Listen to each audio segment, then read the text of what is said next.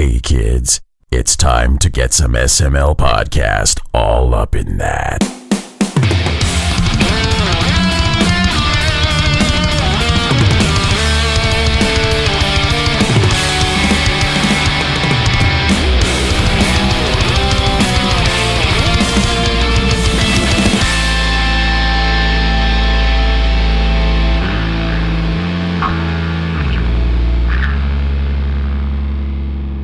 What's up, everyone? This is the SML Podcast. I am your host, Joe, as my voice cracks at the beginning there. Joining as usual, Cole. How are you doing? I mean, I'm not sounding like I'm prepubescent, so I must be doing fine. Hi, Cole. How are you doing today? What's up, everyone? I'm nailing this shit. I can put a sentence together without my voice cracking. The SML Podcast. So how are you? I didn't die this week, so I guess I'm fine. So par for the course? Yeah, normal. You know, my body hates me. Dark Mika said that voice is throwing her off. It's freaking her out. Oh, man. I've had a boring week myself. Just, I don't know, nothing nothing's going on in our lives to talk about. That's a shame. It's the season, and around here, all we're focused on is throwing seeds in the ground.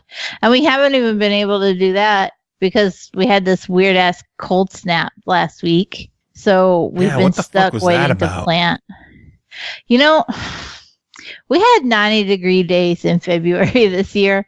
And I was sitting there there's no way we're going to make it to May 19th with frost. That's just ridiculous. I don't want to wait. I lost a few plants, is what I'm trying to say. Because they got frosted. That'll teach you. Yeah, I really should pay attention to the Farmer's Almanac and not my not your intuition. Miles, I guess. Yeah.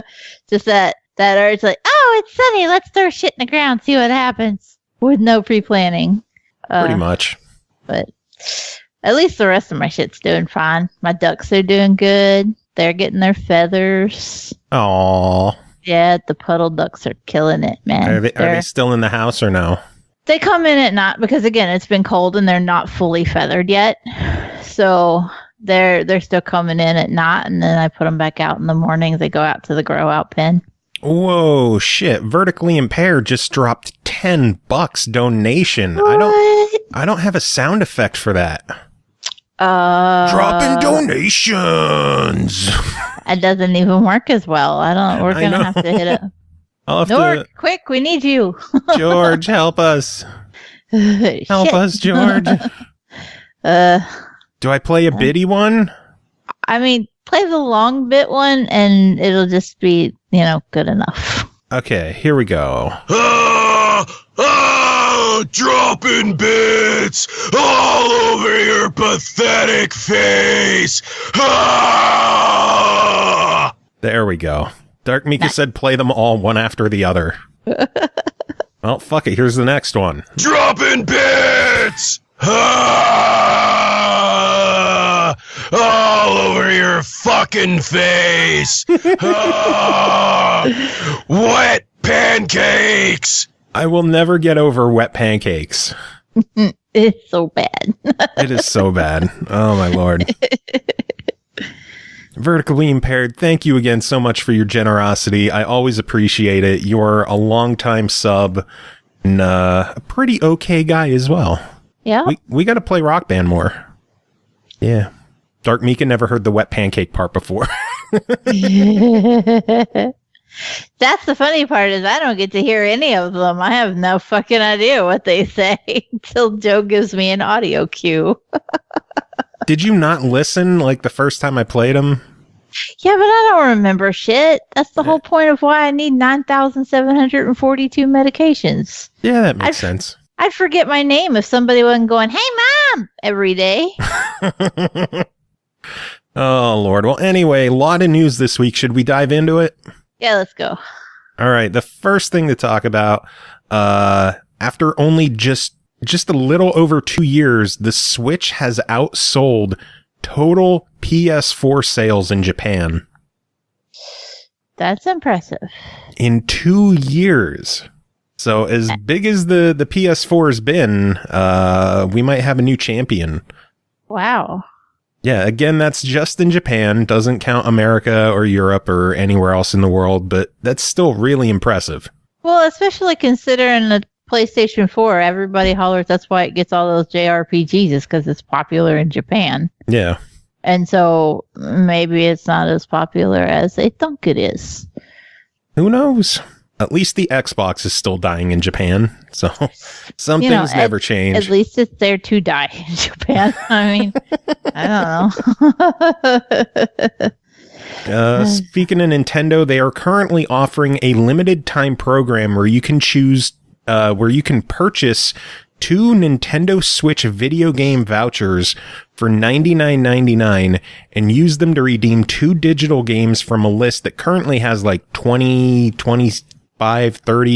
different games on there, including Mario Maker 2, Smash Brothers, Super Mario Party, Mario Odyssey, Breath of the Wild. It's like all these big first-party Nintendo games. You could choose any 2 of them. The vouchers must be used within a year of purchase, and the program is only running through the end of July. So basically, if you want to get 2 Switch games, you could save $20 and buy these vouchers and get them digital. Is there a limit to how many vouchers you can buy? I believe they said 8. Oh, okay. So that's, a lot still. I don't know if it's 8 pairs or 8 vouchers. Oh, okay. But either way, but still, even 4 vouchers for 8 pairs is still a lot. Yeah. I mean, you could have just bought a whole nother Nintendo Switch for that amount of money. So, I might look into doing it, though, because I kind of wanted Mario Maker 2 at the end of the month anyway, and I could use it to pick up maybe Yoshi's Crafted World or whatever the hell it's called, or Super Mario Party. I don't know. Something. It does seem like a good deal. Save $20, which isn't bad considering Nintendo games never fucking go on sale. Yeah. You can then use that $20 to buy some Nintendo indies. Yes. Nintendo Nindies. I feel so fucking stupid saying that. Nindies. That's why I stopped myself and was like, Nintendo indies. Nindies. It just sounds dumb. Just shudder at the word. Did you hear this? 12 games are going to be leaving Game Pass at the end of the month. I was going to say I heard 18, but that included the ones that left on the 15th. So yeah, we already lost 6. Another 12 are going away. That's quite a few. It is, and there's some big ones here. For the original Xbox, Star Wars Knights of the Old Republic is gone, which is a bummer. Okay. Xbox 360, Lego Star Wars The Complete Saga. And then on Xbox One, D4 Dark Dreams Don't Die, although that one was removed before and it came back, so I wouldn't be shocked to see that come back again. DMC Devil May Cry Definitive Edition. I have got to find time to play that before it goes. Jump Jet Rex, Night Squad, Laser League, which is a bummer because that's an online game, and I'm sure losing... That's gonna hurt. Yeah, that's gonna kill the player base. But, That's a shame. Layers of Fear, Saints Row 4 Re-Elected, Shantae and the Pirate's Curse, Super Mega Baseball, and Super Time Force. So a lot of games gone. Okay, so a couple of them that are leaving have previously been games with gold too, so it could make sense that they just assume most people who are going to play those already have them. Yeah. Dark Mika says, damn it, I was going to do Saints Row. Well, you still have time. You have until the end of the month. That's my favorite superhero game, so... Saints Row 4 is your favorite superhero game? Yes. I didn't like 4. Really? Why? Yeah, I don't know. I just couldn't get into it. 3 was just so ridiculous and absurd, but it was just grounded enough to be tolerable still. And 4 just shit the bed on everything absurd. And I was like, I can't keep up with this. It's just too stupid for me now. That's why I loved it so much, because it was just so batshit crazy. It was so over the top. I have a limit of how far over the top I can hack. Like, there has to be some kind of rooting in reality for me. And once it goes beyond that, I'm just like, well, I'm done. It's just a weird quirk and game preference that I don't have a logistic or a logical reason for it. It's just the way I am about it. Yeah, well, not every game is for everyone. Yeah, it's fine. David played the shit out of it. He enjoyed it, but I was just like, Yeah, I'm good. Next. Next news or next game? Next news. Game? Okay. Game. No, because we were talking about there are other games.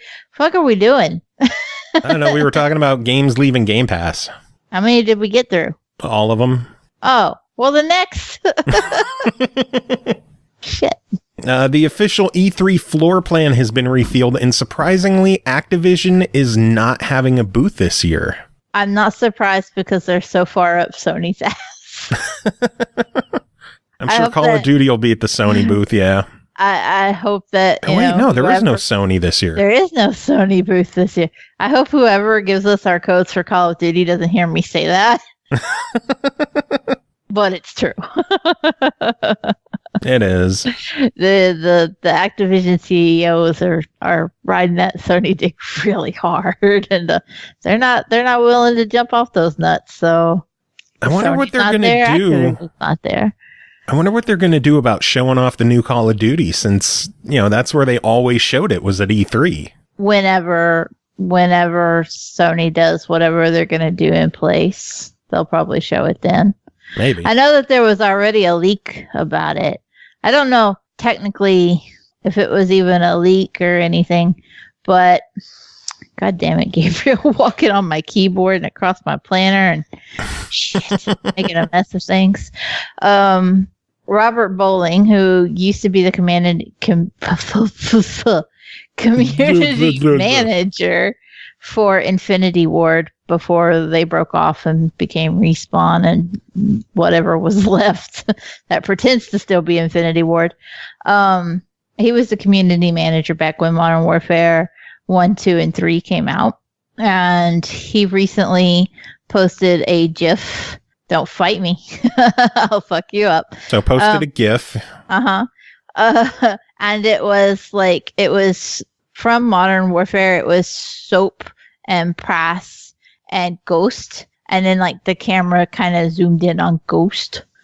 And then he had the date, and I think it was October 8th, if I remember correctly. And so it was pretty good at hinting that, the next Infinity Ward is going to be a Modern Warfare. Yeah, it's going to have something to do with Ghost or Gaz or whichever you prefer to refer him to. And then we'll probably see it on the 8th of October. So this is about the time of year that kind of stuff starts to permeate out as far as Call of Duty goes. Yeah. And they've never hesitated to just straight up been surprise, here's a trailer, watch this shit. Or they'll do like Ubisoft did with Ghost Recon and be like, hey, keep an eye out, we're going to show you some shit. And everybody knows what it is, but you're still going to turn in and see what the fuck it looks like anyway. True. So I don't think they'll have any issues as far as getting eyes on it, especially if it's Modern Warfare 4. Everybody's just going to piss themselves immediately anyway. Pretty much. I'm going to piss myself at me.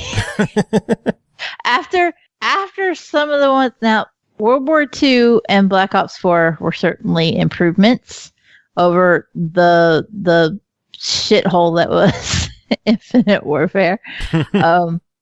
But if they said that they were bringing back Modern Warfare and it was going to be in tune to the old games and it was going to play like those and have maps like those, you might have me back, Call of Duty. You just might.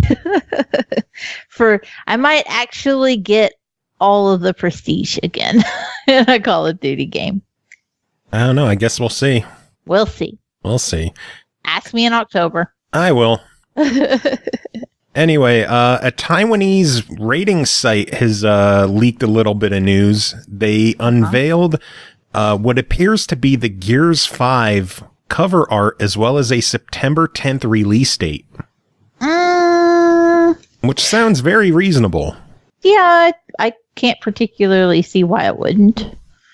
How long was the gap between Gears of War 4 being shown at E3 and then dropping? Do we know? I don't remember. That's a lot of stuff to try and remember. I don't know if I give enough fucks to Google it right now. Well, Gears, they've said Gears is supposed to be this year. Yeah. So a September 10th release date makes sense. I could see that definitely being true. Is Gears 5 going to come out before that little Funko Pop game, though? I think the Funko Gears Pop is already available in some countries. Oh. Yeah, and it's been in testing. It's mobile, so. Oh. Okay, then. Yeah. Yeah.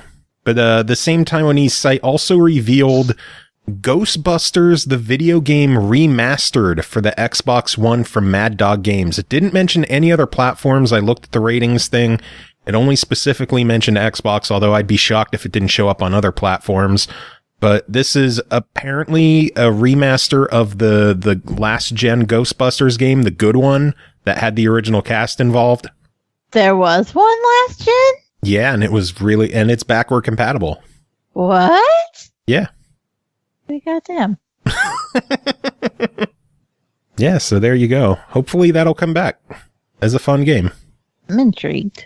Some more news. Shovel Knight Treasure Trove is currently on sale until May 22nd for all platforms, down to $12.49, which is not only... The May 22nd is not only when the sale will end, but apparently the price is going to be increasing soon as with the arrival of the final two pieces of game content with, King Knight and the Brawler, the fighting portion that they're working on.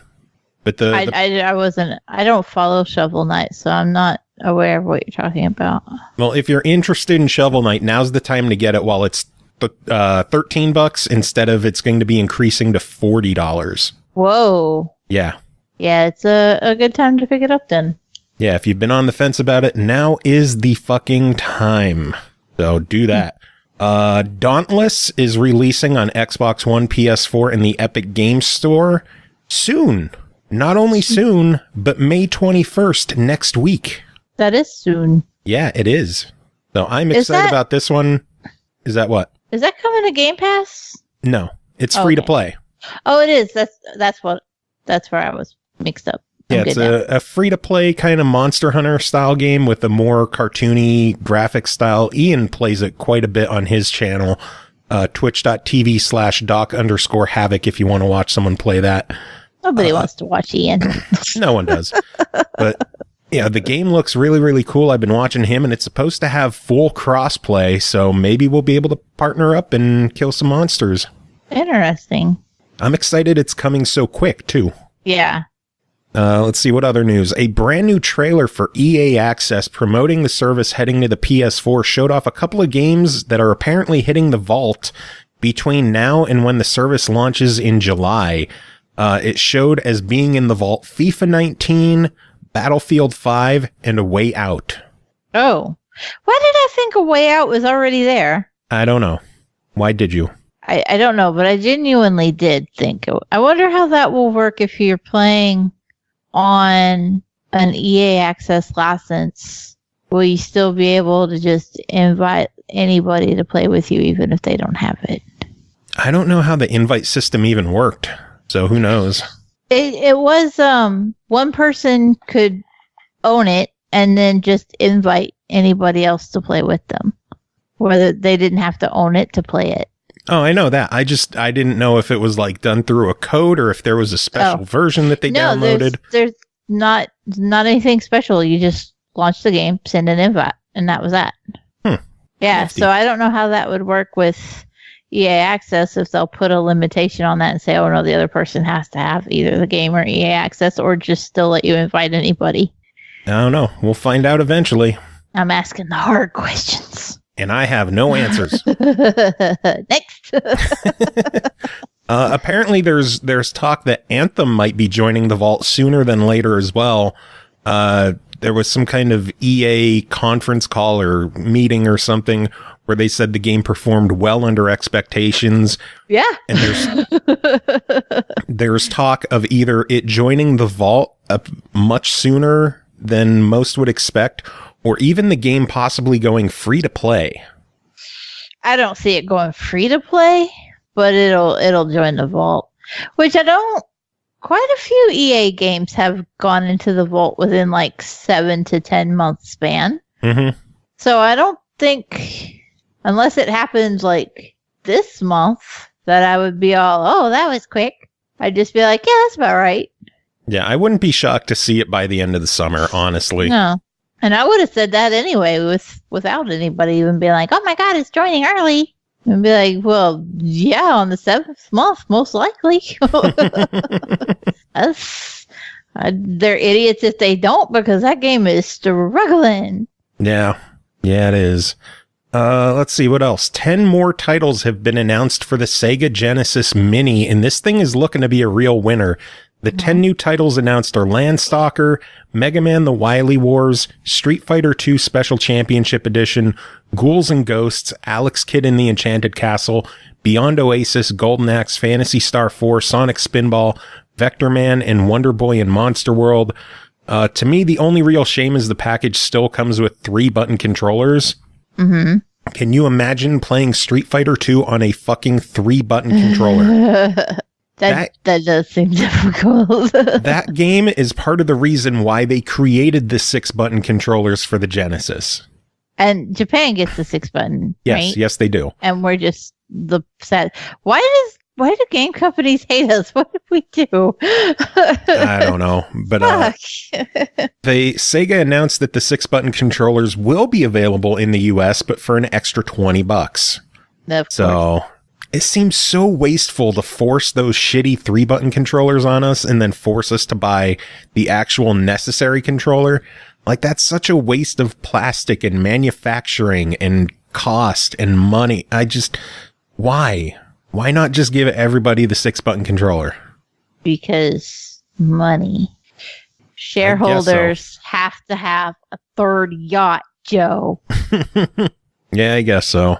How can you expect them to get through life with just 2 yachts? Oh boy.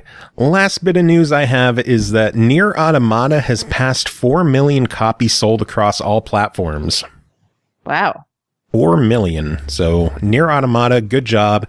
Now we just need the original Nier to be backward compatible on the 360 and Xbox One, and we'd be good. I never played the original Nier, but I did really like Automata. It's sitting on my shelf, just waiting to be loved once again. Do you ever actually play them, or do you just keep them? I've played Nier. But, like, when games go backward compatible. I play some, yeah. How do you find time? I don't. I have games that came out last week that I don't have time for. God damn.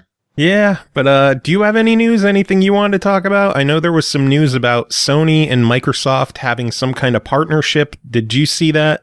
I did see that, and everybody's going to expect us to have thoughts and opinions, and I'm going to be perfectly honest. My redneck ass does not understand the deal. I don't. I don't really get it either. It seems like it's a focus. And I don't get it at the same time. It seems like it's a focus on cloud gaming, which, you know, that's cool if Microsoft is going to use the Azure servers and let Sony be a part of it, or Nintendo be a part of it, or whoever I be wonder a part if of that it. could lead to cross-platform purchases. Like, people were pissed specifically with Fortnite. Like, you buy your skins on PlayStation and then you don't have them on Xbox or Nintendo. You have to buy them again, or PC or whatever. Yeah. And now, like, if they're all crowd sharing all that information on the cloud servers, what's the excuse for just not letting that shit be everywhere? Yeah. Other than because developers would have a piss fit if you start giving away their microtransactions. But, you know, it's that's my biggest question about it is, will it affect cross-platform purchases? Who knows? The other part of the agreement is something with semiconductors, which I don't understand either. So I know Jacob was talking about.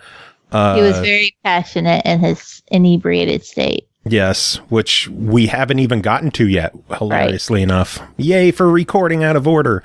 Yeah. But he was saying that he thinks this might be something where Microsoft is preparing for the era where there are no more branded consoles and everything is just cloud gaming, which might make sense, but that's something probably years away. I don't know that it would necessarily be an instance of there's no branded consoles. I like to think of it that Microsoft is playing the long game like Nintendo did, and they're just getting themselves in every little crack and crevice where they can, so that no matter what takes off, they've already got their finger dipped in it. Yeah. You know, and then they go, wow, we're already there. You don't need to set up your own cloud-based servers. We can help you do that. We're here. Just go ahead and lay it on us. And I mean, that's incredibly tempting, you know, whenever it's a case of, shell out billions of dollars to build my own cloud service or just use an existing one that everybody's already familiar with. It's not a bad idea. Very true. But yeah, I figure we'll talk about that when more information is known about it. Yeah. We don't even know if this is going to affect anything between Xbox and PlayStation. This is something between Microsoft the release and Sony. Didn't mention anything at all. I know. About Xbox and PlayStation. So I think any information about that would at best be next year's E3. Yeah. We have no hope for any of that information coming to light now. Yeah, I think this is a partnership more on the technological side of things instead of the video gaming specific side of things, but it'll affect gaming, but it could either be small scale or large scale. It's just not something we have the means to know. My crystal ball's in the shop is what I'm trying to say. Well, did you have any news? No, that was it. I've been stupid busy this week. I haven't got to keep up with anything. Oh, the Division raid dropped today. Don't ask me anything about it because I haven't had time to do it. Okay. But people were pissed off basically because Ubisoft said that all activities on the Division would have matchmaking intact and enabled, and the raid launched today with no matchmaking. Oh no.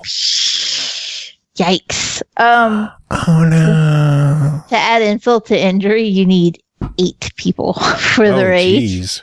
And a lot of people are scrambling. You have to have 8 people with a gear score of 490 or higher.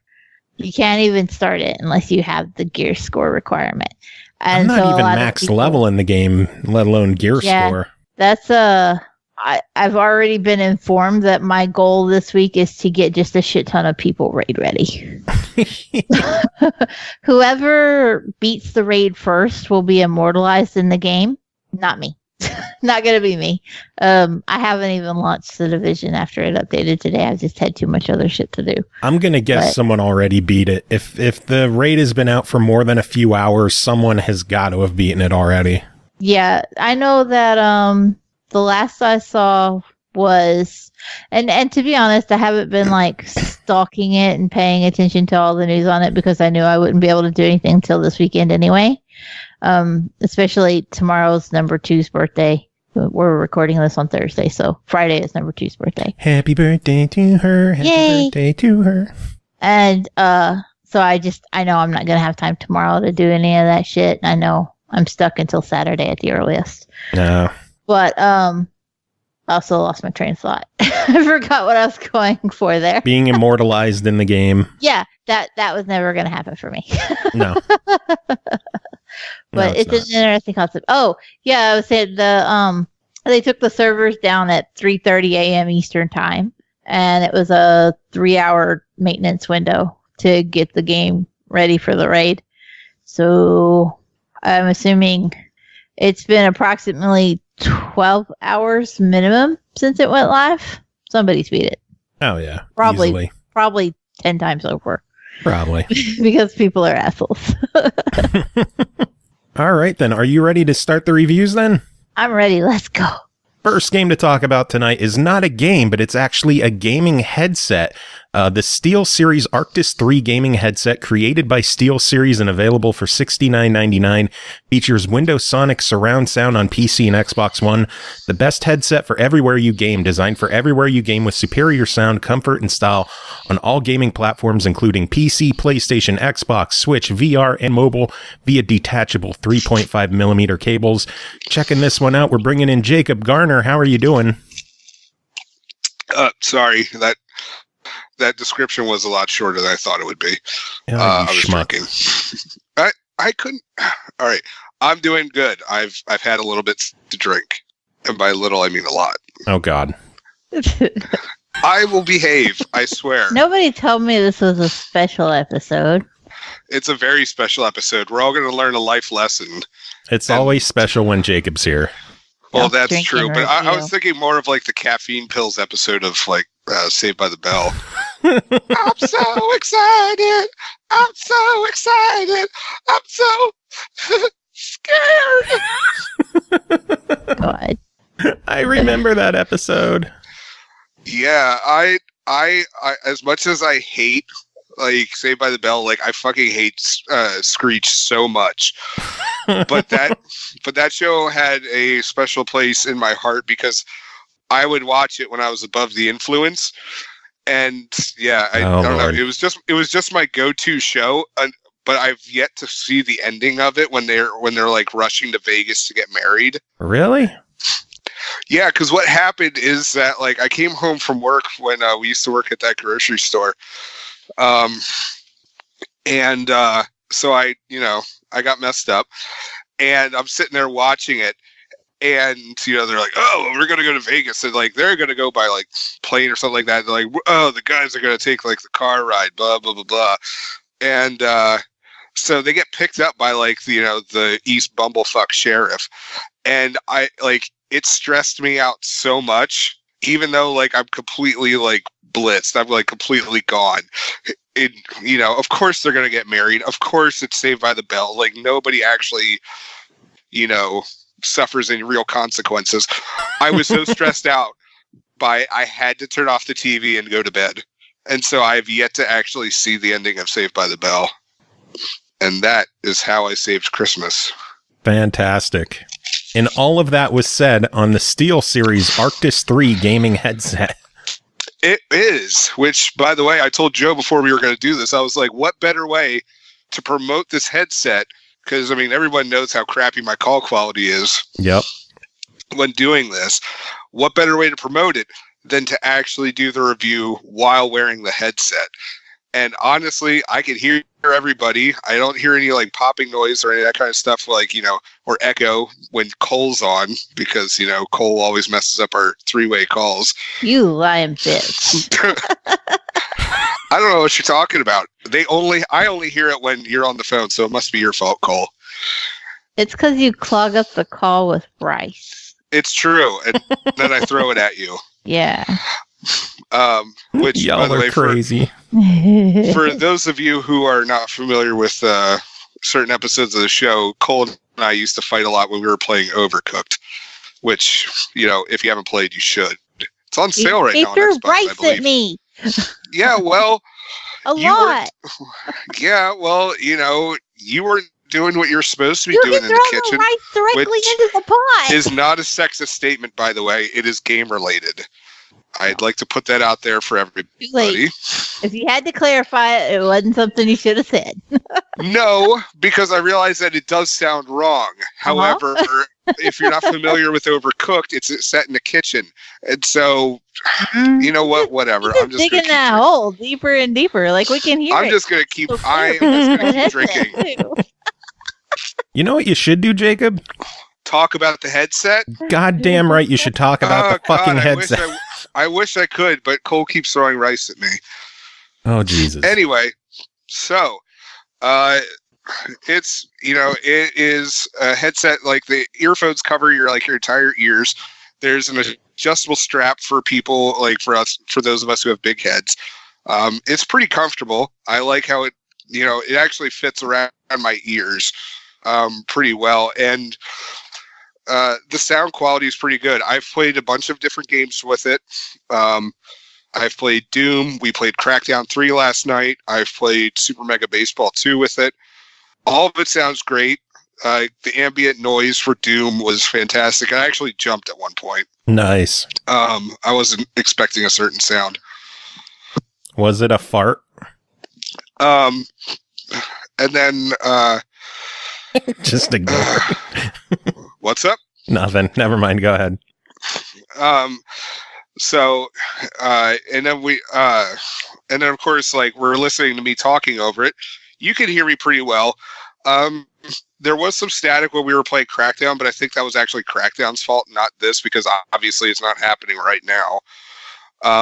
Honestly, I used the headset as well for a couple of days before you were able to come pick it up, and I didn't run into any issues with static, so either that was something on your end, or who knows what. I was going to say, I think it was just Crackdown, because I didn't experience it with any of the other games that I played. So I've used it for that. I work in a call center environment. I do IT work. I actually brought this in the other day and plugged it into my laptop at work.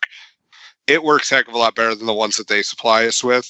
I'm not going to keep bringing it into work because I don't want this to get ruined, and they're not going to reimburse me for this. So, I'm going to protect it like my precious. Protect it like your virginity. I've got kids, so... But it took you how long? That is none of your business. Joe, you know me. I don't kiss and tell. So what kind anyway. of person do you take me for? A horrible one. Rude. Fair enough. So what's the age gap between your kids? How old are they again? 4.5 and 1.5. Okay, so what is that? 3 years. Shut up! Shut the fuck up. It took them 3 years between 1 and 2. I'm not grieving you, but you just said you don't kiss and tell, and so then I just figured it out because you kissed and told. so at least Cole surmised that I've had sex at least twice. That's fair. Proud of you. SteelSeries is going to hear this review and they're going to be like, why did we agree to send them a headset? I do actually have one legit question about the headset. Because you mentioned that it was adjustable strap for people with big heads. But I'm curious if it can go down smaller, and if so, how small? Because gaming headsets are made for dudes. I mean, you can on my head. You can adjust it even farther. I mean, it's pretty well done. It seems like it fits all kinds of heads.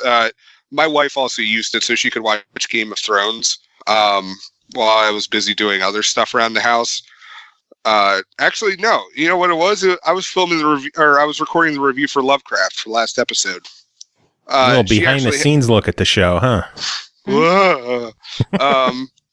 Because our listeners are so interested into that. Oh God, yeah. Yeah, she was actually watching Game of Thrones, and she was just like, "That was perfect."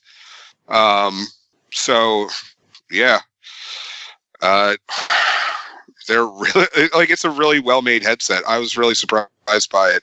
Yeah, it's well made. It's comfortable. It sounds great. When I was playing with it, the comfort's a huge factor on it. I never had a point where I was just like, oh, I need to take this off.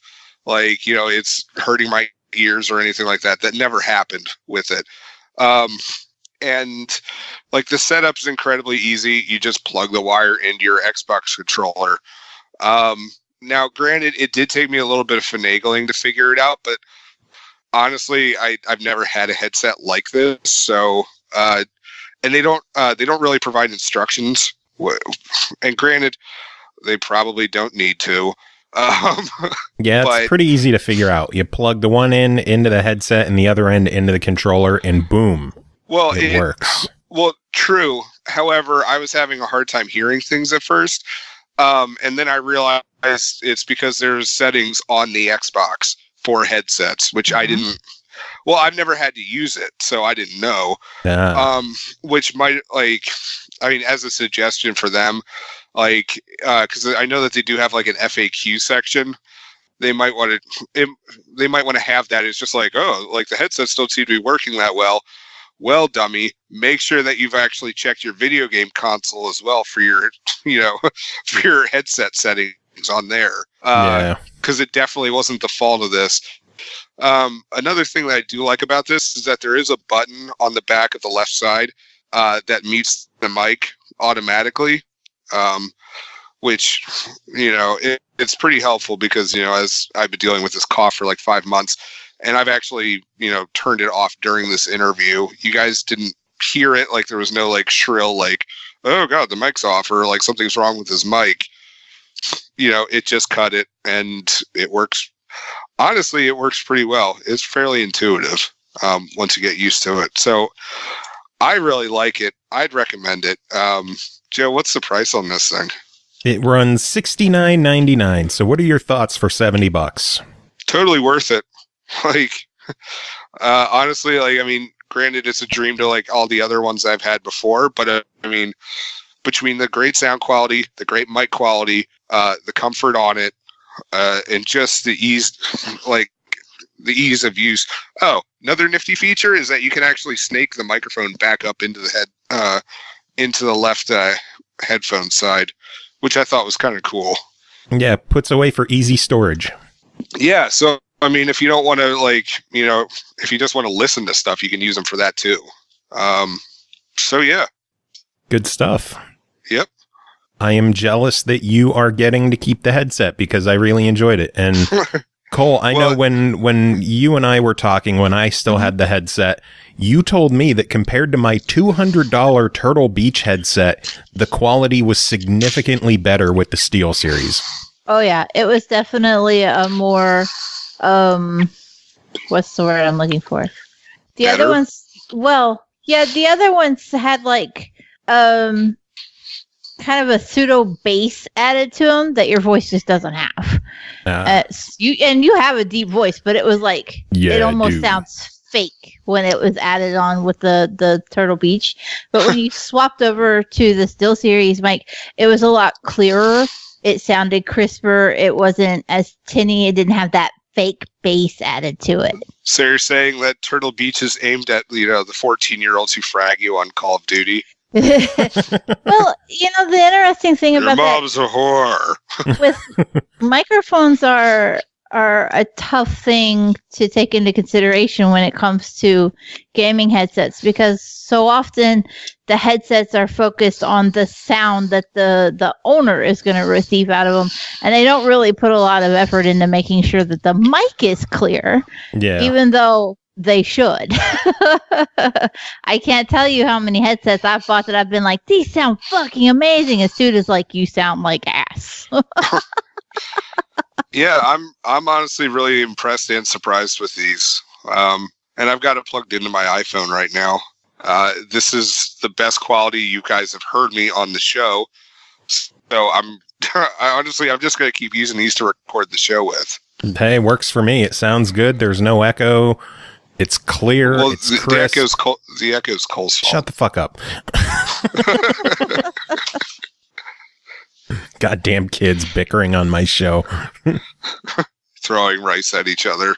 Yeah. Well, it's good to hear that you enjoyed the headset. I know after playing with the Arctis 3 for a little bit, my eyes are on the 9X, which is the wireless Xbox headset that SteelSeries put out that runs $200. I'm going to save up and I'm going to get me one of them.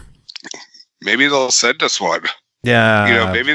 Maybe they'll be like, oh, wow, those SML guys, they really enjoyed it. And, they gave a great review. We'll send them the next one up.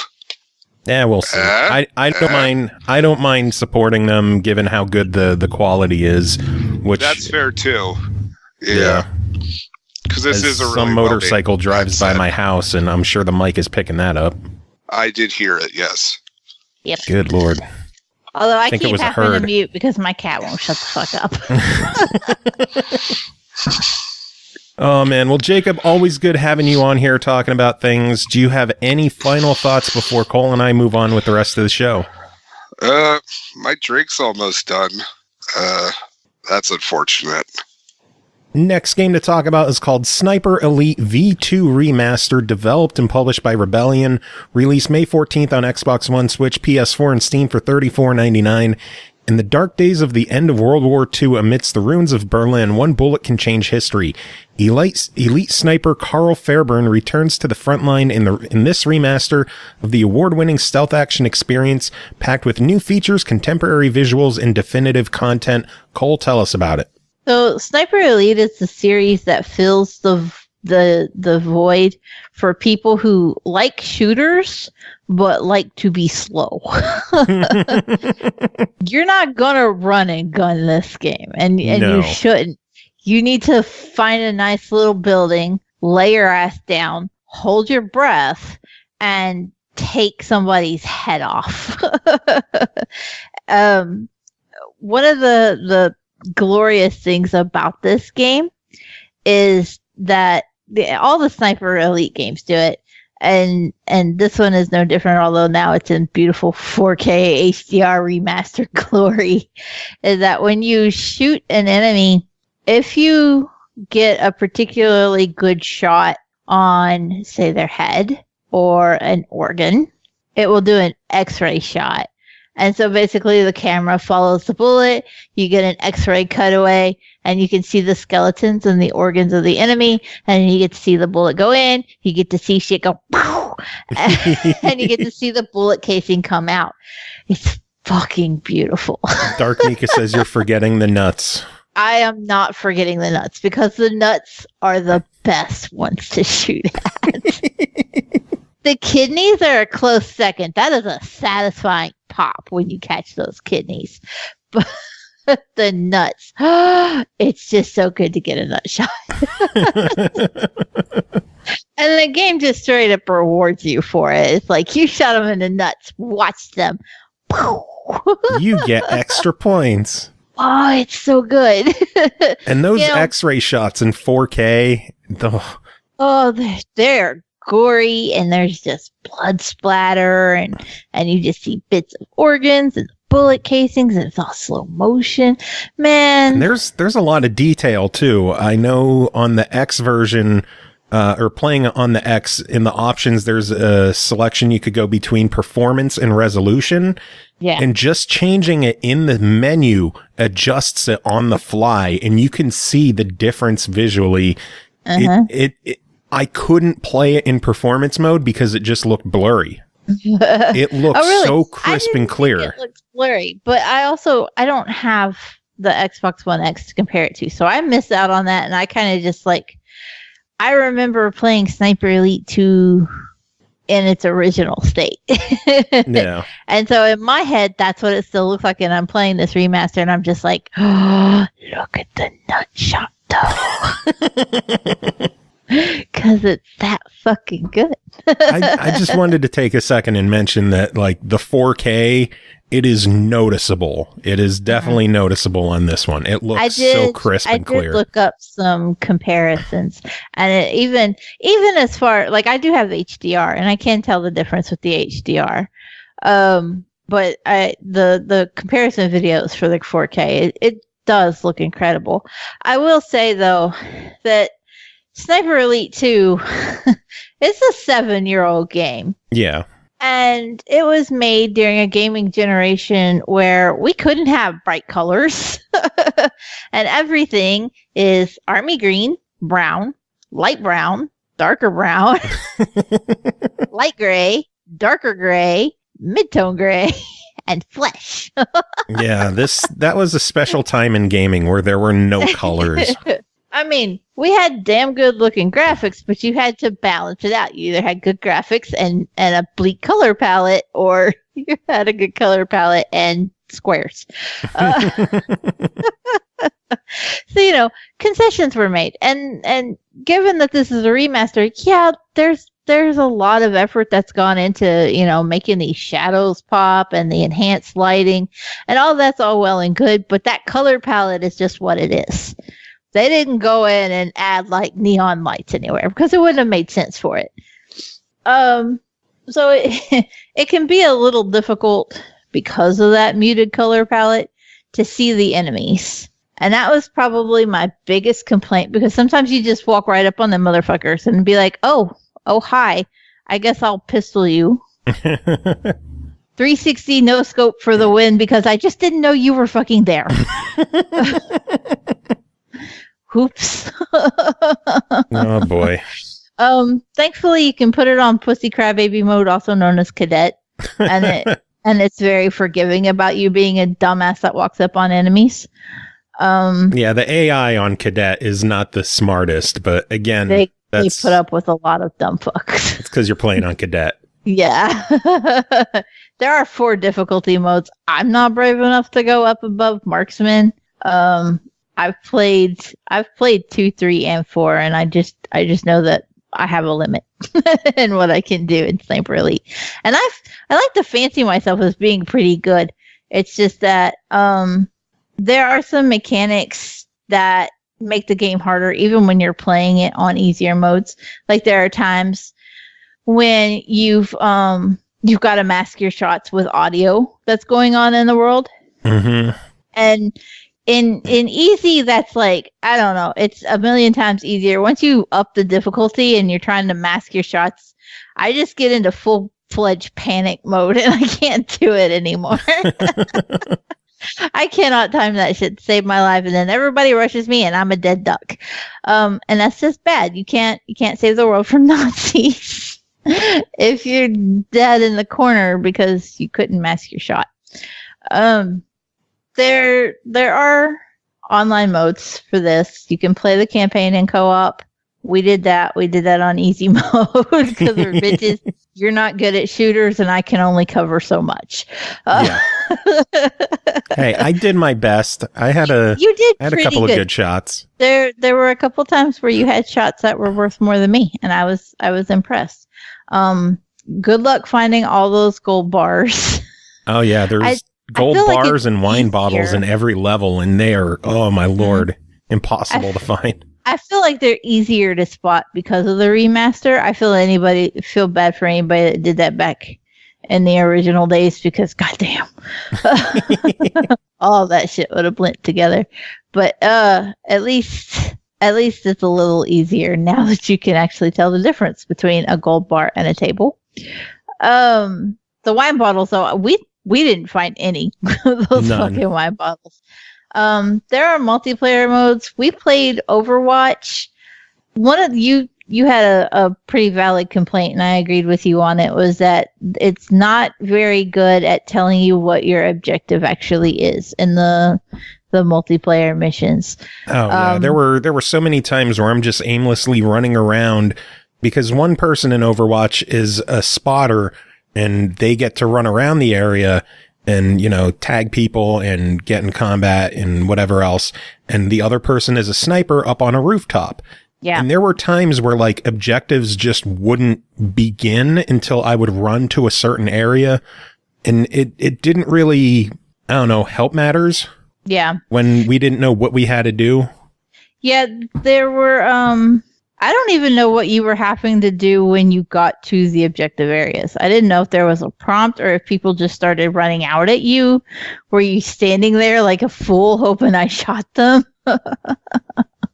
Awesome Prime dropped 10 biddies. Dropping bits! Thank you, Prime. Thank you. Yay. Anyway. But I couldn't even tell what was going on for you in order to be prepared. Like there was no indication of enemies are going to come from this way, enemies are going to come from that way. It was just good luck. Yeah. And it was like we bombed miserably the first time. You bled out and I never even saw what killed you. The second time we did better. We lasted, I think it was 15 minutes. And we actually, you managed to trigger a couple of the objectives, whatever you had to do. And I killed a fuck ton of people, so I was happy. I killed like 2. That's because you were sniping everyone from a rooftop. Yeah, I mean, you had what, a pistol? Maybe the SMG? Yeah. So I only had the sniper. I didn't have the pistol or the SMG. I was just limited to the sniper. One thing that was nice though was when you would mark enemies, I would get a little red V triangle over their head, and it made it a lot easier to like prioritize who I should be shooting. Yeah. But eventually there were just so many goddamn people that my goal became shoot whoever's closest to Joe. Joe's gonna die. Blow up as many people at once. Because you could shoot the vehicle's gas caps and blow them up. Not at all realistic, but it's fine. It made for a good show. Yeah, it did. And you feel incredibly accomplished when you pop one of those tiny ass gas caps from across the map. you're just like, man, I'm the fucking best, yo. That's a good way to describe this game, is just satisfying when you when you get that shot that just you get the bullet time, the slow-mo, you see the bullet caressing through the air or careening through the air, not caressing. They caress the gentle caress of the skull and the breakage and the splatters. It is so satisfying when you get a slow-mo shot. Yeah. It really is. I think that was probably what I was most excited about when playing it. Like, the story's there. I couldn't tell you 2 bits about the story. I have to be perfectly honest, because it would come up and it would be giving me details, and I just press A and go, I just want to shoot somebody. I just want to shoot some heads. Yeah, the big heads and little ones. I'm here for it all. And I was just, I had one goal. Shooting balls. Mm-hmm. Busting nuts. All right, well then, $35 on Sniper Elite V2 Remastered. What do you think of it? I give it a buy it. I had a lot of fun. It's incredibly satisfying. It looks a lot better. I will say, I think if you are not familiar with Sniper Elite, this is not where you want to get your feet wet with it. This is definitely more for people who are already familiar with the series and who have a little bit of nostalgia tied to it. If you're just like, hey, I want to start playing Sniper Elite and I want to just know what the series is, then go for 4. Go for 4. All right. Because as far as like story and everything goes, that blows this out of the water. But this is a 7-year-old game. It's a remaster, so it's not meant to be for people who are new to the series. Yeah. So I agree with you. I think it's a lot of fun. It's a good price on the game. I know some people would probably charge $50 for a remaster like this, so getting it at $35 is pretty nice. It looked great. It played great. This is something I want to, over the weekend, complete the campaign with you. So yeah, hopefully we'll be able to do that. I'm down for that. Awesome. Well, next game to talk about is called Party Arcade, developed and published by Farsight Studios, released May 8th on Xbox One for $19.99. Popular party game set in an immersive arcade environment with support for 1 to 4 players local or online. Collect over 60 pieces of unique game equipment and gear to use during matches and claim your place on the global leaderboards by getting a high score. Cole, tell us about Party Arcade. Man, arcade collections are kind of a tough sell. Like, you either love every game in it or you hate 30% of it. It happens in compilations. I mean, it's just kind of the nature of it, right? And this one is really not any different. It does have that, it's a compilation curse. And so either you're like, fuck yeah, I love air hockey and ping pong, and there's beer pong, but they call it cup pong. I'm sure having beer in the title would have increased the age rating. The age rating on it. Yeah. Although that doesn't change what it fucking is. There are red Solo cups, and you are throwing a ping pong ball in them. You know, there's air hockey, cornhole, darts. Fuck yeah, cornhole. And I've never actually played cornhole in real life. Really? So this was my first experience actually playing cornhole, and David is mad at me because I beat the shit out of him. Because I'll tell you a trick with 90% of the games in this compilation. Once you figure out how far, like a number for how much power to give whatever you're throwing or whatever you're aiming at, once you get in like a routine where you know that number is going to hit, you just start spamming it. Yeah. And so then it becomes a little teedy. Yeah, I know in the basketball game, if you have a straight shot and you go anywhere between like 55 to 70% power, you're going to get it in every time. Every time. I got like a 1-0 something score on that one. Skee ball was another one where like you could just figure out, once you got the path right and you knew the number where you were going to hit it in 100, you could just sit and spam it and do it over and over and over, and David won't play it with me anymore. I couldn't figure out the sweet spot for skee ball. I tried. I couldn't figure that one out. I want to say it was like 62 or some kind of weird shit like that. Like if I sat down and loaded it up, I could do it immediately. That's the terrible part. Like I was walking out of the game with like 500-600 points, and you only have 5 balls anyway, and it's like. I thought you had 10. Is it 10? Maybe. Pretty sure it's 10. I was killing it. I would only miss like 1 or 2 out of the whole round. And I was like, well. But David did get me on the basketball game. He caught on to the number on that one far quicker. I did figure it out eventually, but he figured it out faster and had me on that one. I was like, you son of a bitch. So then I proceeded to just beat the pants off of him. There was one other game he beat me at first. Pool. He beat me the first pool game that we played. Mm-hmm. It's 9-ball pool. And he got me first on that one. And then like I was like, no, we're going to do that again. And then I went in and I dropped them all on my second turn. And he's like, I hate you. I won 9-ball. I actually got the achievement for winning on the break. I just did full power on 9-ball. I didn't move the ball anywhere. I didn't change the position of anything. I just went full power and the 9-ball went in. And I did it 3 times in a row.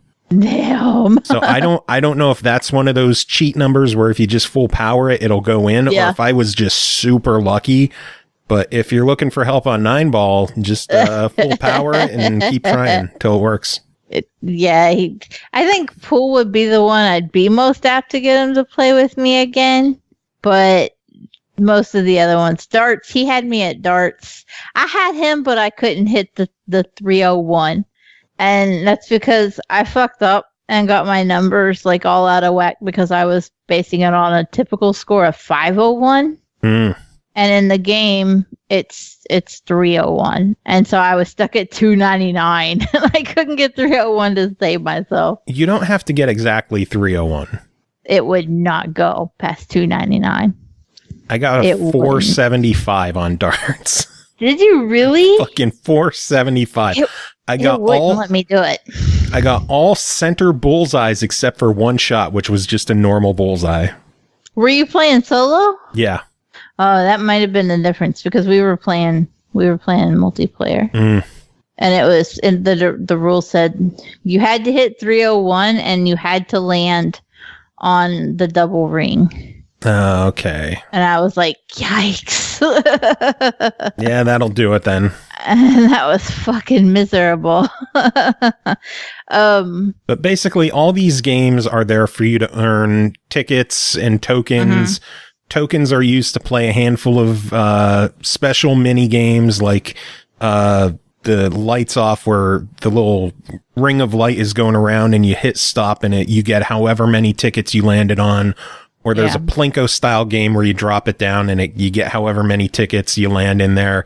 And the tickets are used to unlock either challenge mode in games or to unlock different cosmetic changes to the equipment that you use. Like in billiards, you might get a special cue ball, or in darts, you'll get like a golden dart that you can use instead, which leads to my biggest gripe with this game. It takes way too long to earn tickets and tokens in this game. Yeah, it does. It's definitely trying to pull you into the microtransactions. Are there microtransactions? Yeah. Are there? Yeah. Bummer. Yeah. That's your biggest gripe. I actually had a secondary gripe, and that would be when you're playing local co-op or local multiplayer. If you have people signed in as additional accounts, it will not let them ready up. The player 1 has to sign in the additional controllers as guests. And that is the only way. It will let you sign in under your actual gamer tag on a secondary controller, but it won't let you ready up. It won't let you play unless you go down to add a guest. I think that's a glitch because I ran into the same thing where even as a guest, I was unable to ready up. And the way that I got around it, because I don't really have anyone to play with. So to test out some of the multiplayer stuff, I kind of just played with myself. I quit the game and I made sure that both the accounts were logged in before I started the game, and then I didn't seem to have any problems. So I think it's just an issue. We tried that as well, and it didn't go. I don't know then. There are some issues with the game. Carnage and we tried playing a game online and we just could not get it to connect. I don't know if that was a network setting on my end or if it was just a glitch with the servers or what, but we could not get a multiplayer game going online at all. Yeah, I couldn't either. I tried to. Because where we have the two Xboxes, that's how we were originally going to play. Yeah. Was on the two separate Xboxes, and it wouldn't let us do that either. It's still fun though. It is. It's a lot of fun. Number one is having friends over this weekend, and it's number two's birthday, and I'm pretty sure that they'll be in here playing, pool and skee ball till their hands fall off. But it does have a couple of issues. Yeah. So that said, $20 on it. What do you think? $20 is kind of high. It does have a ton of games, but given that there's microtransactions too, and they made it really fucking grindy. Like some of the games are walled off behind those tokens. If you don't just grind your ass off or buy them, then you don't get to play those games. And when you've already paid $20, that's kind of shitty. I'm gonna give it a try it because what's there is fun. It could use a little work though, and fuck those microtransactions. What are the microtransactions? Because I was in the store and I opened it up, but when I did that, there was nothing was active in terms of transactions. So I didn't know if that was there for possible tickets. DLC. Oh, you buy tickets? Yeah, you buy tickets. Yeah, that's a bummer. Like 99 cents for 1,000 or something like that. That's not horrible, at least. I would rather buy tokens, honestly. Yeah, that's what I was thinking too. I was like, at least make it to where you could either buy the tokens or you could just straight up buy full access to those additional games. Yeah. But that's before I knew it had a $20 price tag. At that point, I'm just like, come on now, fuck off. Don't do that. See, I don't think the $20 price tag is too much. There's a lot of games in there. I think it justifies the content. Yeah, it's just the bigger issue for me is that there are games that are walled off. I can even understand that because of the type of games they are in an arcade.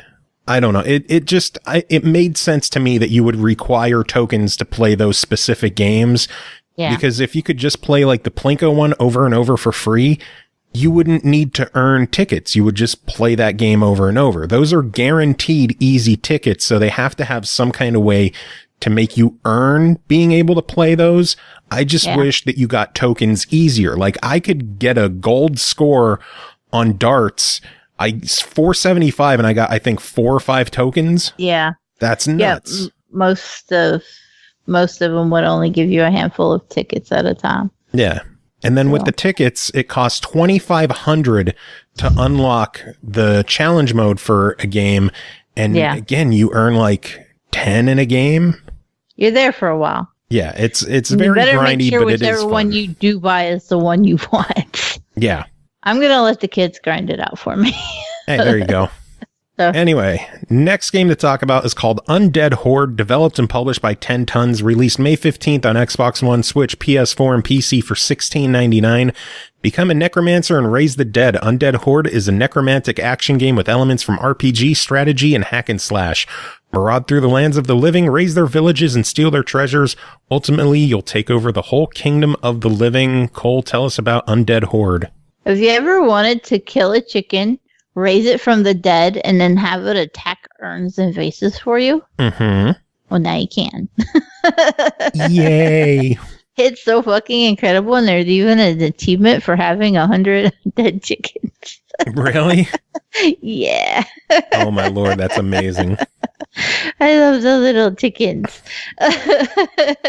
It's a little sad that you gotta kill them before you can bring them back from the dead, but once you do, it's totally worth it. I mean, you don't have to kill them. You could get your army to do it instead. They just have to die of unfortunate circumstances. Either way.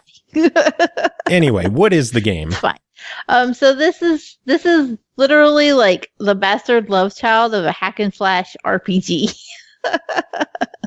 The RPG elements they're a little more forgiving. It's not hardcore RPG. You'll earn XP as you go through the different villages, fuck shit up, kill enemies, bring them back as your undead army of minions, and send them out to kill. It's like if you were the White Walkers in Game of Thrones. You are the Night King. Yeah. You just get to, raise your hands up, and everybody you killed just rises up and goes, fuck it, let's go. So you're playing as one of the last remaining necromancers, and he's out for vengeance because the living have locked him away in an urn to try to keep him from necromancing. And that's just not going to fly. You ain't having any of that. You have a top-down perspective. It's not entirely perfectly top-down. There's a little bit of an angle. You can see the necromancer's, like, his face kind of a little bit. It's isometric. Yeah. I tend to think of isometric as more of a sharper angle. So this is, like, somewhere in between. Yeah, top-down isometric. Yeah, there we go. Let's see how many more words we can fit in there to describe the camera angle. EX plus alpha. HD remix. You do have the ability as the necromancer to just run around and hack and slash everything. If it's there, you can hit it. But it's far more fun to take out whatever living things are closest to you and raise them up, and then just sit back and let them go fuck shit up for you. It's a lot easier that way too. It really is. You can very quickly find yourself surrounded and dead. Yes. I will say it's very forgiving if you get fucked up, though. You'll get sent back to, like, the hub world, and you can build you up another army again and go back out and go after it. But it's kind of dull because you've got to, like, trudge all the way back to where you were. And everything you've already killed is dead, and so there's nothing new to, like, discover or raise up on the way there. Although I did have a couple instances where I died. And being forced to walk back gave me an opportunity to find, like, some secrets. And so that was pretty nifty. Bonus XP and new weapons and stuff is always a good thing. Yeah, and there is fast travel in the game. It's just not to every location. So there are times where you're going to have to fast travel and then walk from there to the closest. Yeah. From the closest fast travel to where you need to be. So it's not all trudging around. It's not horribly slow, grogging through anything. It's just sometimes you got to hoof it a little bit. Yeah. But even then, like I said, there's secrets if you just want to take some time on your stroll back to getting fucked up. I will say I did feel like the difficulty spiked a little quickly out of nowhere. I was trudging along the first few levels and just, like, killing everything in my path, and then suddenly I just died. And died. And I died some more. And I was like, I don't understand what I'm doing wrong. I need more chickens. Because there is a limit to how many dead things you can be dragging around in your horde. Yeah, there's like a circular gauge in every troop that you pick up as a different value of how much of that gauge they take up. You can have a lot of chickens. Yeah, so if you take a hero, he's going to take up a gigantic chunk of your space. If you take a chicken, it's just going to be a tiny little bit because it's a fucking chicken. I enjoyed running with a pack of bears. Yeah. That was fun to do. I think it's really cool the variety that you can have. Like, if you can kill it, you can raise it back up. And then it's yours. And then just do whatever the fuck you want with it. Well, they're yours then, but if you want to get it for permanent, like at your hub world, you're able to summon from pretty much any creature in the game. You just have to kill a target number of enemies to be able to summon them. Like bears, you had to kill 8 bears, and now I can summon bears whenever. Agreeable number too. Yeah. Like in a lot of games like this, when you have to like unlock an upgrade or something like that, you can find yourself grinding for days. Oh yeah. Because it'll be like, oh, kill 1,000 bears, then you can have them for yourself. This one's like, no, you just need 8. 8's good. 8's a good number. Mm-hmm. And even like the little peasants and dudes, it's like 30. And they're you kill 30 of them in the first damn world. You just sit there and let them keep coming out of the building and smack, smack, smack. And there you go. You're done. Yeah, it's really reasonable. So I was really surprised that it was so easy to unlock additional minions that you could summon rather than having to just be like, well, I might eventually get to play with that. I thought it was a really creative concept. I think it's funny, the whole, you got locked in an urn. Yeah. A lot of the dialogue is just kind of goofy. It seems like it's something that should be really serious, but it's just not. It takes a lot of it tongue in cheek. I lost my place in my review. God damn it. Oh, the RPG mechanics, when they kick in, you can choose different, like it'll come up when you level up and you have 3 different upgrade options, and they'll all affect you in different ways. One thing that I liked about it was that it would break down for dummies like me and say, oh, this one gives you the most health, this one gives you the most mana. And it's like, I like you. You're prepared for me to be stupid. Because I can get overwhelmed. Like, in some of those games, they just have all the numbers and they're all the same color and they don't tell you shit.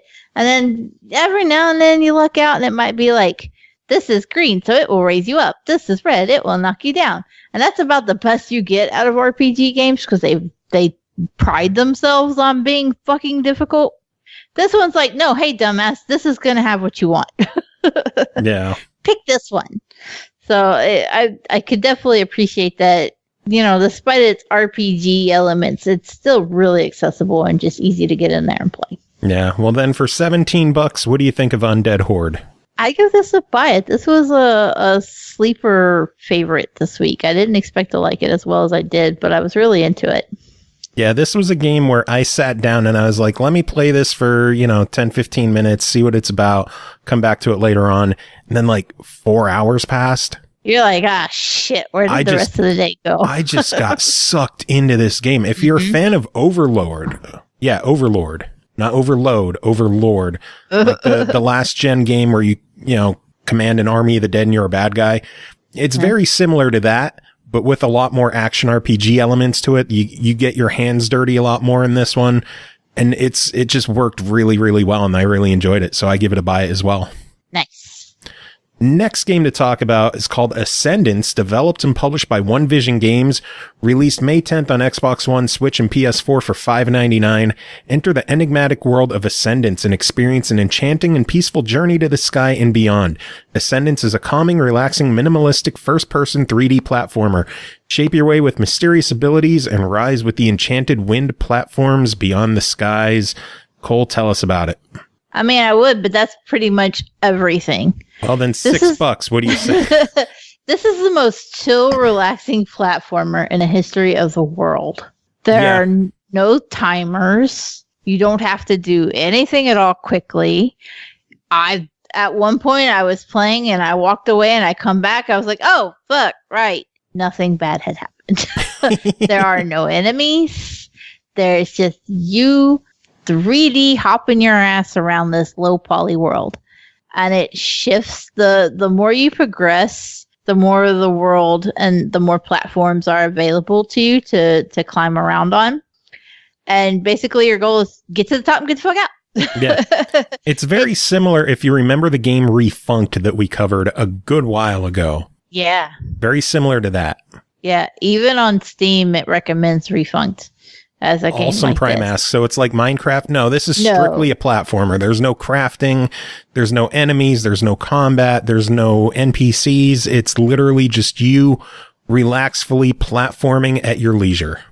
The only thing objective-wise beyond get to the top and get out is there are cubes that you can collect. I think there's 16 in each of the levels. And I do actually have a complaint about those cubes. What is I was trying my damnedest to get every cube in every level.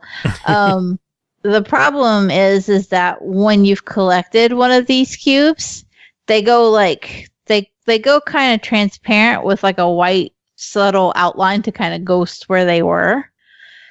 But they also become reflective. And so you can be kind of standing a little far away from it and be like, oh, over there's a collectible and it looks red. And so I don't have it. And you go after it and then you jump over to it and it's like, no, but you already had this one. Joke's on you. Fool you. There's no way to know whatsoever because it's just some kind of weird glitchy quirk where it just reflects and looks like you don't have it even though you do. So you can backtrack all the way across your goddamn map and set yourself back only to get there and realize that no, that's one you got when you first started, dumbass. Yeah. And then you got to climb all your way back, but and you're gonna miss your jumps 1,000,001 times, and then you're gonna fall in the water, and then it's gonna start you back at the last checkpoint, which will be on the other side of the map from where you want it to be. Because why not?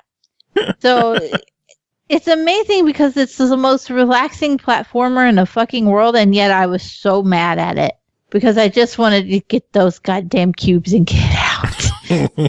I had the portal up at the top for like an hour and I'm still just bouncing around looking for 2 cubes. I never found them. I gave up. I'm like, whatever, I'm out. I'll do it again. And then of course you go back and you have to start all the cubes over again. Oh. It does not save your progress on the cubes. Oh, man. So if you are going to make the effort to try to get them all, do it in one run. Do it in one run. Don't back the fuck out unless you really hate yourself. Well, minor gripe aside, $6 for Ascendance. I don't know how you could say no to this game. Yeah, normally we try to say fuck it, why not for games that are a little more on the shifty side but are still cheap and fun. And that's not exactly the situation here. It's well made. It works well. It's frustrating. It does have the issue with the cubes, but it is what it sets out to be. I did have one other gripe. What is that it? I forgot to mention. There is like an indirect light source in the sky. It's kind of diffused and basically it's like a sun, but it's not a sun. I don't know if it's because of HDR or I'm not sure what was the actual cause for it. Like I fucked through whatever little settings there were and I couldn't change anything to change it. But it would at times come in behind pillars and would blow out the rest of the screen. Huh. And so it was just so ungodly bright in some of them that you would fail a jump 100 times just because you couldn't see it because of where the light was. So that was, don't be deceived that because we say it's chill or that it's, a low impact platformer, that it's not difficult in some ways. Yeah. They could work with that lighting a little bit and try to diffuse it a little more so that you don't have that kind of blowout from the horizon in some of the camera angles. But I don't know. I'm pretty tempted to say fuck it, why not? Not because it's bad in any kind of regard. I don't think it had the option, Austin Prime, to turn the gamma down. Or if it did, it didn't help. I don't remember what it was. There were only like 2 options. Yeah. In the options. There's not a lot there. It's a minimalistic game. Yeah, it's really bare bones. And that's not in any way a bad thing, but especially at the price point. But it does have some kinks that need ironed out. Yeah. Anyway, one last game for you to talk about is called Fission Superstar X, developed and published by Turbo Pelvis 3000, which is in the running for one of my favorite company names we've ever had on this show. This one's releasing May 21st on Xbox One for $14.99. Experience a weird, relentless solar tour in this randomly generated space roguelite. Travel from planet X to Earth while fending off endless waves of attackers. What is the payload? A superstar nuclear bomb. What is the mission? To make her famous. Does it make sense? Ask the quote scientist who built that thing. Cole, what the hell is Fission Superstar X? I don't fucking know. Me neither. I mean, I played it. I just don't fucking know what it's doing here. It's part roguelite, part shmup, part bullet hell, part RPG, because you gotta fix up your ship and deliver that goddamn nuclear bomb. Part management sim. There's just so much weird shit happening here that it's a little bit of an overload. And it's a little hard to pinpoint what you really need to be doing and when. It wouldn't be so bad, but it ups the difficulty and the learning curve because of the roguelite nature. There's no room for error. When you fuck up, you fucked up. Do it again. Yeah. And so it can... It's just so weird. The bomb's name is Celine. The bomb has a name and it's wrote on the side. Like, I can't get over that. I was trying to find a good way to segue it in, but you can't because it's just such a weird thing to point out. But the bomb's name is Celine. It is a shmup, but it's not quite. It's not as fast paced and what's a good word here? Perilous as a typical shmup. With, typical shmups, everything comes in from the right side of the screen. Sometimes it fucks you up, comes from the left or the top or the bottom. And that happens here too, but you're not swarmed by a large amount of small enemies. Yeah. There will literally only be one or two enemies on the screen at a time. But it's made difficult by the fact that you only have a couple of weapons on your ship. They can only point so many ways. Yeah, like a gun on the top of your ship won't be able to hit an enemy on the bottom. So you have a gun on the bottom. The screen is a blind spot for the gun on the top. And it's the most frustrating thing in the world. It's the learning curve of it makes it a little difficult to be like, oh, this is incredible, because you really just have to trial and error your way through this and learn what weapons will shoot where. Yeah. What's a good spot on your ship to put a certain weapon. Like, I discovered there's one that's kind of like a radioactive gun that shoots but it's got to be close range. And I learned that it's best on the back of the ship, so in case anything comes up on you. If you put it on the top or the bottom, you weren't hitting shit for 90% of it. And it was the most DPS heavy weapon that you unlock early on. And it's like, well, I know where that's got to go. But do you know how many times I died miserably before I figured out where a good place to put that was? All the times. I don't want to talk about it. I don't want to give legit numbers here. You want to know something about the game that is incredible, though?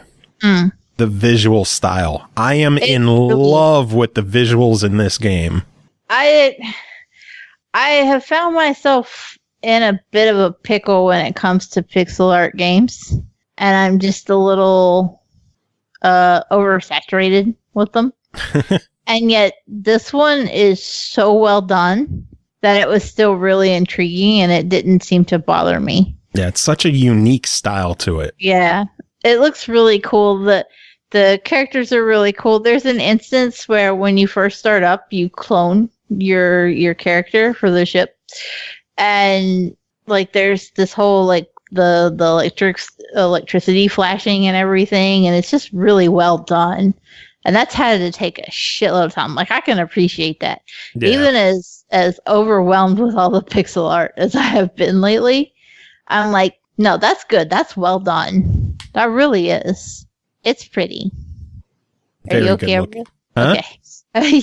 like I heard a weird crack sound. I was like, are you okay? Oh, it's my water bottle. I got worried for a second. But I don't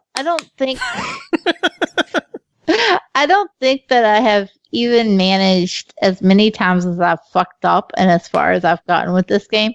I still think I don't properly understand the upgrade system.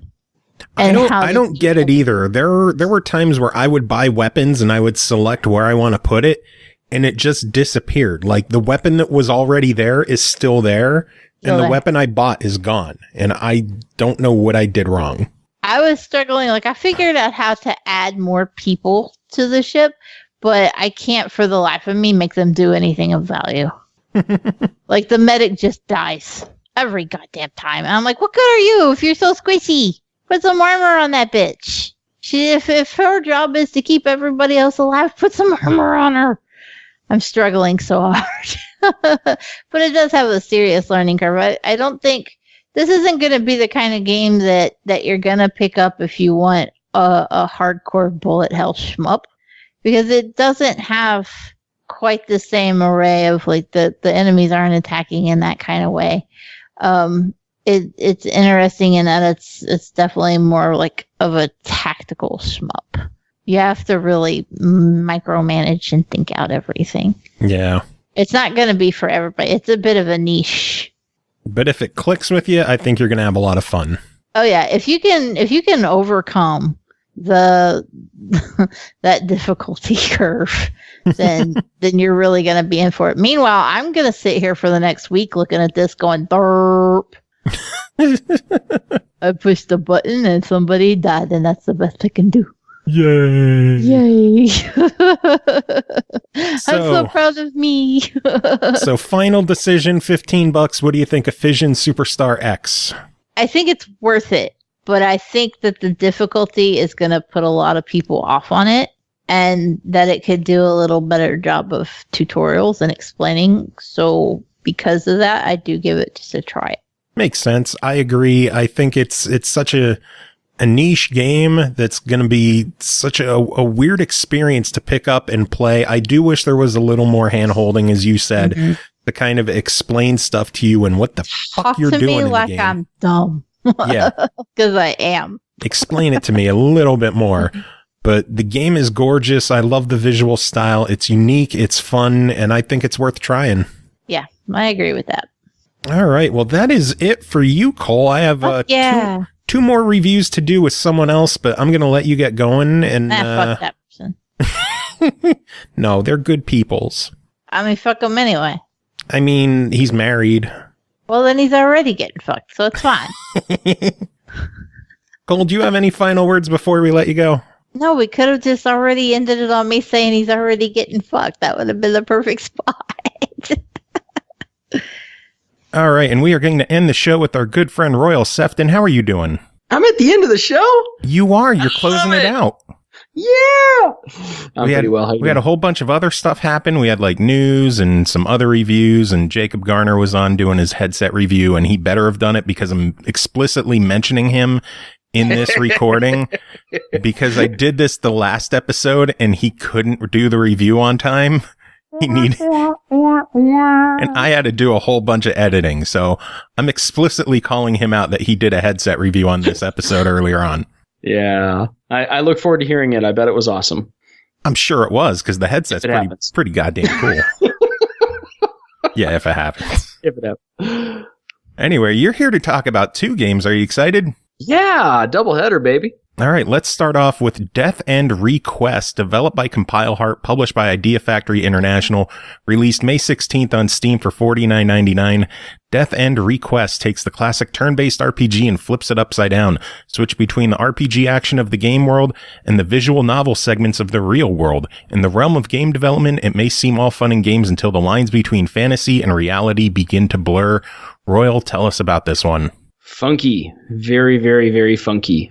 So I've not played any of their games before. So I am new to the whole JRPG, visual novel thing that they apparently do a lot of.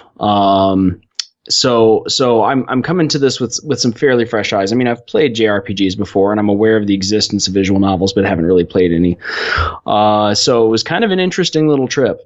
And it's funky not just from that perspective, but from the way that it's all put together. There's a lot of emphasis on glitch. So though it's not clear initially, as you get into the game, it becomes evident that you are stuck in a virtual reality MMO. Like you, the protagonist, are in a virtual world. Interesting. Yeah, so I'll liken it to like Tron. Okay, that's an easy one. So you're in this world. You don't know how you got there. You don't really have any memory of your real life existence because you apparently have a meat space counterpart, shall you say, the person that you actually were. I love that term, meat space. As Never heard that one before. I like space. That. Yeah, touch of something new today. So anyway, you went missing in meat space about a year ago. And you're freaking people out because you're showing up in the game, playing it, and it's a bad alpha with corruption taking over the game. So there's an emphasis on the game being intentionally kind of broken looking. And in some ways it works, and in some ways it almost feels like they're kind of making excuses for the way the game feels. I don't feel like it's ever... little column B. Yeah, or it's just like you're in this palace and the rooms are all very empty. It's not necessarily an ugly game. It's just there's so little decoration going on in some areas. You're thinking, okay, so did they rush this and then they used the story to cover that? Or, well, to their credit, there are other locales that are more detailed. So I don't think it's necessarily that, but it just kind of has this sort of jankiness about it. And I think it's kind of creative and it's kind of clever that way. But you interact with the real world, so it's like one of your programmer coworker buddies is able to communicate with you between the two worlds and is able to alter the code as you play. So it's a very dynamic world, to say the least. And you pick up additional characters, so you assemble a sort of party, and though it's turn-based, it's kind of the combat's kind of a unique sort of situation. You can position and rotate to whatever angle you want, albeit on a flat plane. Kind of reminds me of that game we previewed, Bivantule. But you can string together combos of different behaviors and unlock new ones based on the combos you use. Whether they're melee attacks, long range attacks, restoration spells of some kind. And then occasionally your glitch level gets so extreme that you kind of go into this glitch mode and you lose most of your clothing and you do crazy shit. I guess that's kind of a staple of the visual novel genre is you lose some clothing at some point. I don't know. Like I said, I'm new to this, but I kind of got that feeling. That's just sort of the general tenor of the act. But when you're in this glitch mode, you're able to do a lot more damage, and you can unlock a special ability or two. And so I mean, there's an element of strategy to it. Plus, these enemies you fight, they're like digital corruption. So they have the sort of like perimeter around the area you're fighting is sort of circular, and if you knock them into the perimeter, you can pretty much play pinball with them and knock them into other enemies or bounce them off a wall. So I mean, there's an element of strategy to the game that I think is pretty cool. Makes for a fun turn-based battle. Now, my wish is that the game played and felt more like that. And this may just be my ineptitude with visual novel format, or it may just be my inability to really get into the story, but I felt like I was just skipping a lot of the dialogue so I could get to the next fight. It's just full disclosure. That's how I felt about the game, And it's not to say that the story was that disinteresting, but it was a bit of a conversational plot sometimes. Sometimes it's just too much and you want to get to the action. Yes. And to their credit, I was playing with an Xbox pad, and with the right or left shoulder button, you can actually do a quick skip of all the dialogue if you want. Well, that's cool. Which is nice. I mean, especially if you were doing a replay, because there are multiple endings and you may want to go back and try for some other stuff as you go through. By the way, I love that you were playing with an Xbox controller, but the game is not on Xbox. Yes, Factory. It's on PC. It's on Steam. Yeah, but PC, you should really, or Idea Factory, you should really consider maybe some Xbox support. And you know what? They did a great job of mapping everything by default. It works perfectly on the Xbox pad. See, it would play great on the Xbox One. Yeah. I mean, come on. That's a thought. Yeah. So anyway. Sorry, Robbie. Anyway, it's a cool game. I mean, it's an interesting introduction for me to a type of game I haven't really played. Not in the way that it's presented here with the visual novel format, and I do take umbrage with some of the writing or some of the details. It's like there's a big disclaimer about the depictions of graphic violence in the game. Well, most of the game, you're fighting these digital critters that, they don't bleed really. They look menacing, but it's PG type stuff. I mean, it's not that bad. But you begin with a very lurid death sequence, and most of the grossness is in, narration and writing, describing in great detail just how your character dies. And it just feels really dissonant with the rest of the game. I don't get the point of it. Maybe it's to kind of contrast between your protagonist being a flesh and blood person versus all these rather inconsequential deaths of these corrupted beings and bugs that aren't really, people. Maybe that's what they're driving at. I don't know. It just felt kind of out of place and very superfluous. Or maybe I'm just getting old and I don't care about that sort of thing anymore. But maybe, to me, it didn't really set with the tone of the game. Otherwise, it felt just kind of out of place. But that said, I mean, otherwise it's interesting. I can see it being engaging if visual novels are your thing. And I would say that the story is interesting enough. I mean, you're picking up other characters, and there's some confusion about whether they are actually the characters they were originally written a year ago when the game was put on hold. The game within a game. It's very meta, so it's like, well, wait a minute, the assets shifted, or maybe the corruption changed this character or something. Kind of interesting stuff, I guess. But for me, the battle sequences, the turn-based combat is the most interesting part, bar none. Awesome. So overall package, $50 on this. What do you say? Yeah, I'd have a hard time spending $50 on it myself. But there is a lot of material in here. I mean, it's going to be a good 40, 50 hours of gameplay at least. So if this is your cup of tea, it's leaning closer to buy it. I mean, games like, I understand Neptunia is one of their big ones. Those, if you already know what to expect with one of those, I have a feeling this is probably going to be a buy it for you. For somebody who's a little more of a normie like me, it's kind of a try it title. Makes sense. Yeah. Sounds cool though. Would be pretty awesome on Xbox One. Hint. I'll keep hinting until something happens. But you can't tell me it doesn't work there, Works on PC with an Xbox One pad. Yeah, You're seriously. halfway there. Seriously, we're so close. All it takes is like a flip a switch and it works, right? That's right. Just build it different in Unity or whatever. Yeah. Press the Xbox button. Publish to Xbox Live. Convert to Xbox button. Done. Would that it were that simple, really. Processing. Anyway, one final game to talk about tonight is called Swag and Sorcery, developed by Lazy Bear Games and Ouroboros Games, published by Tiny Build, released May 9th on Steam for $12.99. Manage your own fantasy village, create and equip your heroes, and send them to collect swag in Swag and Sorcery, a new streamlined RPG from the creators of Punch Club and Graveyard Keeper. Royal, tell us about Swag and Sorcery. Swag. I like it. Okay, so full disclosure, it is at least as grindy as you think it will be. It is a grind game. The question is, do you Punch Club was a grindy game too. So yeah, the question is, do you mind if it's a grindy game? I, for one, do not. I think it's a blast, and part of the reason is that not only is it kind of a good looking package. I mean, the pixel art's fun. There's a good sense of humor that sort of pervades the whole game. Little innovations here and there, but it's not complicated. I mean, it's a fairly simple game too, but you can obviously do good and bad things that will determine just how effective you are when you go out questing. What you do is you recruit heroes. You equip them, you level them up, you heal them at the church, you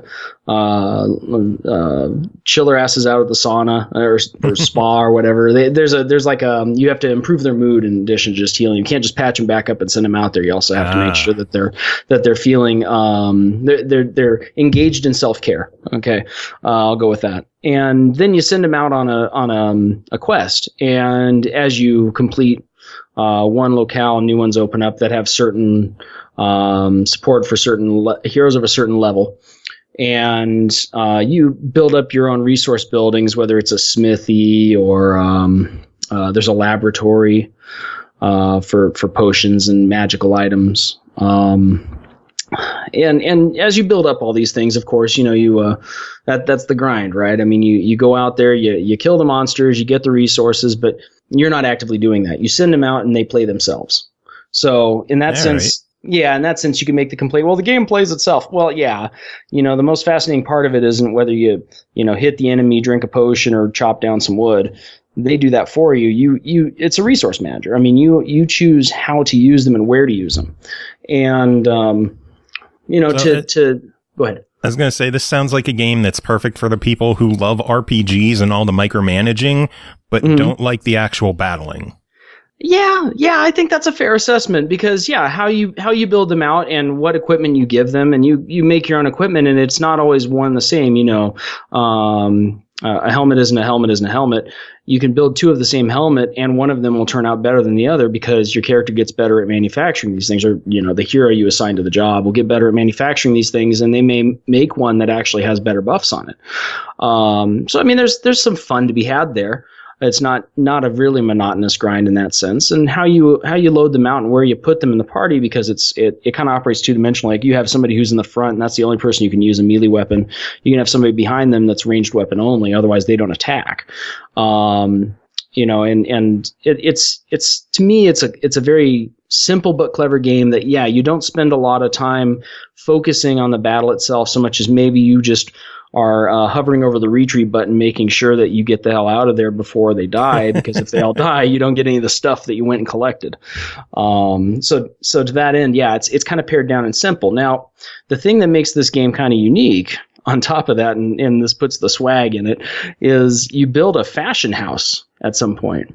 Really? And then you have beauty contests. And oh my God. This took such a sharp turn. Oh, it's bizarre. Yeah, it's the weirdest damn thing. So you deck them out however you want, and as you manufacture better pieces of gear, armor, or light armor, clothing type stuff, it gets more and more stylish, and you put them on parade, and they get ratings, and you can even bribe the judges to find out what sort of things they favor when they're issuing their grades, and then you go up against some computer-generated ones that may win or lose depending on their loadouts. And as you win, you get reputation, and with that comes other things, new locations, new buffs, etc., and rewards, resource rewards. So it's it's an interesting twist I did not expect, but it gives some sense to the name, obviously. It's pretty funny. Fashion show, that's amazing. And some of the randoms that they throw up there are pretty funny, as well as the way they're graded. You got these 3-pixel judges, and they're different people about town. And my favorite is there's like a friar or a priest or something, and occasionally he'll do some kind of Hail Mary when he gives a really low grade. It's hilarious. Just these little details that just made me laugh. That's awesome. Yeah. But overall, $13 on Swag and Sorcery. What do you say? I don't know. For $13, I think it's a lot of fun. It's pretty hard to say no to it. If it were a mobile game, it would probably go for a little bit less, just to be blunt about it. But I don't know. For $13, I can definitely see myself getting my money out of it. I feel like it's a buy it. Awesome. Sounds good. All right. Well, that is it for this episode. Thanks again, everyone, for hanging around and keeping us company. Royal, thanks for coming and doing your thing. I don't know what kind of music to play. Do you have any suggestion? Putting me on the spot. See, when you ask me for any last thoughts or last words or whatever, I can usually come up with something very bizarre and non sequitur, but you're asking me for a music suggestion. See, I'm kind of hoping that you'll send me some of your new music that you've been working on, and I'll play it on the show. Shh. Operation Scumbag, very hush hush. I don't have anything ready. Boo. But I don't know. We'll play something. I'm craving some Metroid Metal. Metroid Metal? Yeah. Sounds good. That makes sense because Stemage just put out his new album. Nice. It's the soundtrack for the new Bubsy game. Perfect. So, Metroid Metal coming up. Royal, do you have any final words to end the show? Actually, I don't. Oh my God. This is 2 things in a row. You're fired.